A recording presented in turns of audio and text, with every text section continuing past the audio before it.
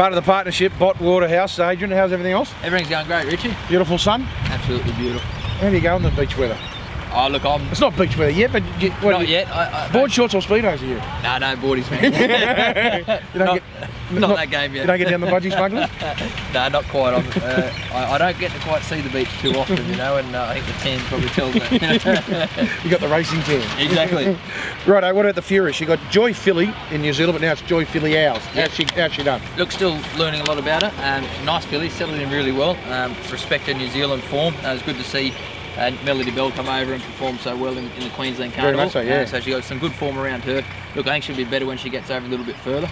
You know, I think these couple of nice sharp fillies in there on the weekend. But she's trialled nicely, settled in well. As I said, we'll learn a bit more on Saturday, but no doubt once we get her over a bit further, 1600, she'll sort of come into her own.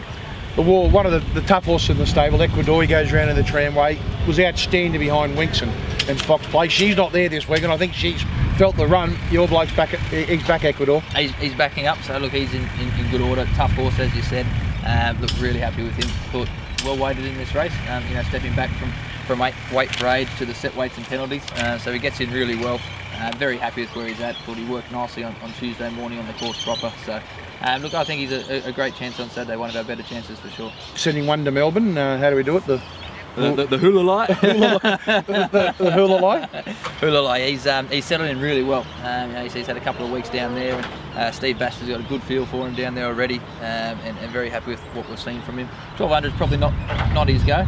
Look, he's had a quick turnaround from his last campaign, so there's a bit of improvement there. A couple of nice Melbourne horses that I respect. He's on a Guineas path, so once he gets up in trip, that's his go. But he'll run a nice race for us, but we've got a tricky draw around Caulfield to contend with. I convinced Chris Waller that I said, you've got to look at Steve Baster. He rides a lot of gaze horses down there and riding terrific. He got him on that horse, Jaminza. Bang, bang, bang. They just keep winning. He's riding good, Baster. He's riding fantastic form, and you know he comes in and puts the hard yards in the stable.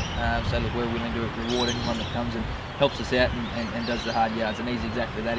He shows up all the time.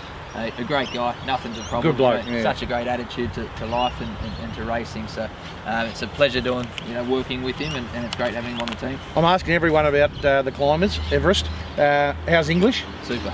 Look, she goes around in the trial tomorrow. We gave her sort of quite a quiet trial first up, but she was nicely on the bit, went to the line.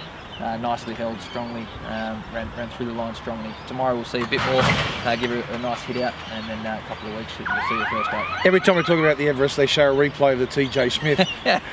And every time I go and stand in the queue thinking that English is home, and then that grey thing, Chautauqua. It's hard to watch that replay. We've got to find a new race for him to show. So, look, hopefully first up, she goes to the shorts into the Premier.